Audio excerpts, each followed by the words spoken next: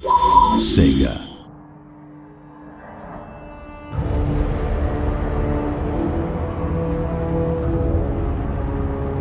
Hello, good evening, and welcome to the latest Total War Warhammer campaign walkthrough video.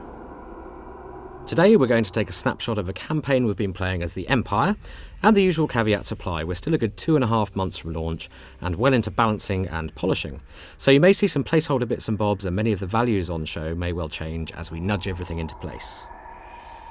Okay, so we're 71 turns into the game here, and as you can see from the overview map, we own the full provinces of Reichland and Middenland. We started by conquering Reichland, and we've recently taken the 3 regions of Middenland from the faction of Hochland, who just weren't playing ball diplomatically, which frankly is their loss. In terms of our immediate neighbours, we can see that Bretonia has been rather badly ganged up on and pretty much taken out of the picture. The vampire faction of Mousillon has emerged the strongest here, while Bordelot is very much in the game still, as are our dwarfen chums of Carrack-Norn. Wissenland rules to the east, and beyond them the vampire factions who are breaking out of the Sylvanian provinces towards us. Looking at the diplomatic status overlay, we're feeling relatively secure at the moment. All factions marked blue are our allies, testament to some good treaty making on our part early on. Just north you can see the Skulltakers, a roving tribe of savage orcs who tore into our territory some turns earlier, but we managed to send them packing. So with friends around us, but vampire enemies in the mix too, there's all to play for.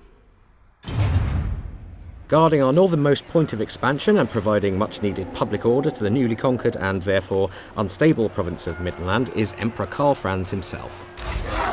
He's got a fairly well-balanced low to mid-tier army with him, composed of great swords, swordsmen, crossbowmen, Reichsguard and mounted pistoliers.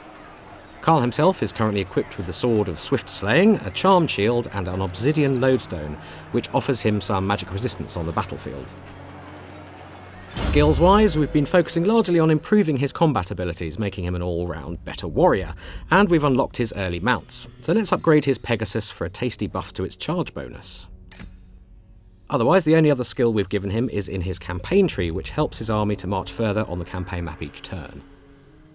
We've yet to tackle his quest chains and earn his epic gear, but we'll definitely be making time for those soon, as the buffs on them, as you can see, are pretty major.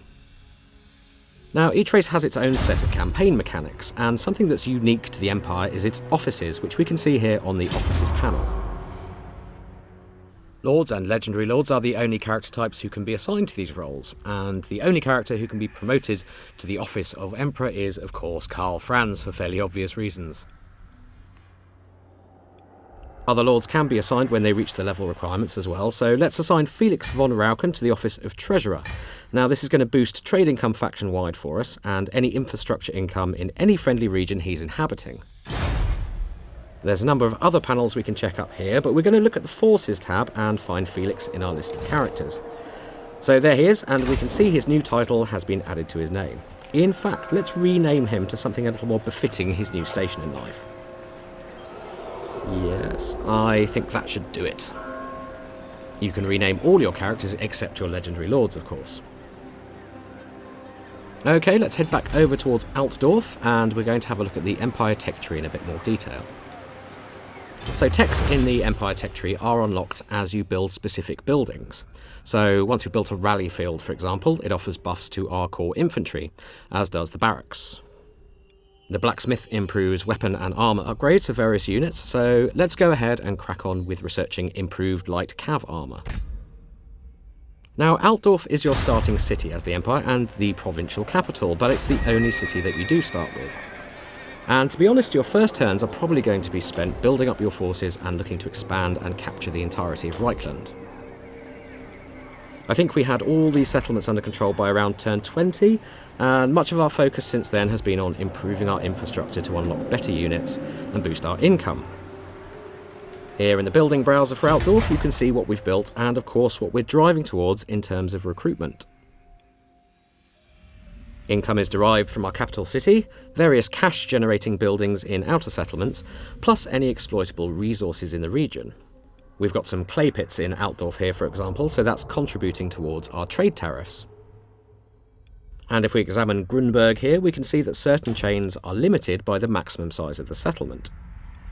And with pastures in this region, we can use cattle to bring some good growth and replenishment benefits to the province.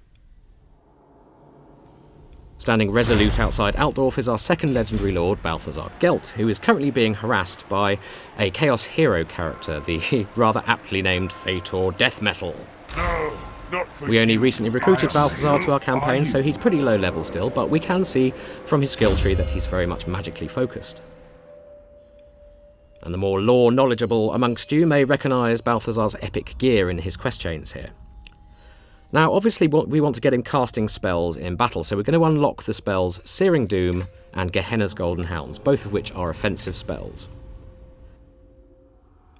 Now, we're going to stick Balthazar in Altdorf for now, where he'll contribute to public order for a while. Very well, I'll move.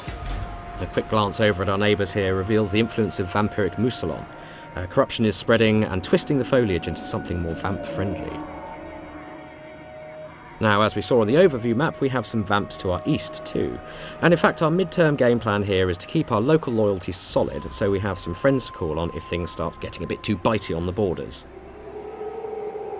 One last stop on our brief tour then, and we're going to head northeast, where we have one of our Empire Captain heroes on an exploratory mission towards the Chaos Wastes. Now? Rupert Sunscryer here is making good progress into uncharted lands, and he really isn't that far from the Chaos Wastes now. And the mere presence of chaos is starting to twist the land as well, and just north of Rupert here we can see just how that's happening. Black rocks are rising from the stony earth, lava flows are opening up, and arcane artefacts are beginning to appear.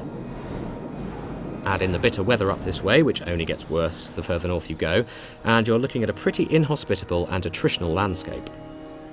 Okay, that's all for now. We hope you've enjoyed this gameplay snapshot, and do keep tabs on our social media channels for more campaign and battle videos coming your way very soon.